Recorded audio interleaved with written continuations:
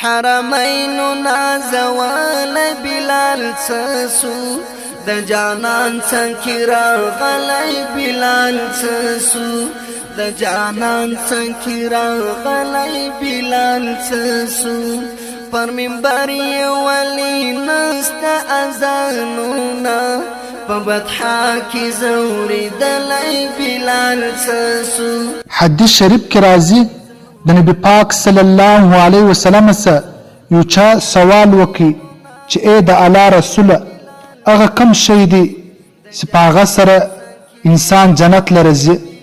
د الله رسول ورته وفرمیل چې یو د الله تقوا ده او بل ښه اخلاق ده.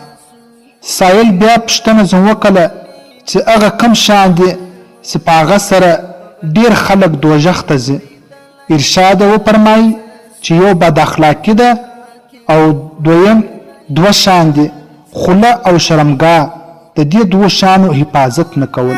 اواز روړه راوړله چې پر زړونو یې اواز روړه راوړله د جذبو دنیا کې ښکلی بلال سسو د جانان څنګه راغلی بلال سسو د جذبو دنیا کې ښکلی بلال سسو په بطحا کې زورېدلی بلال سسو.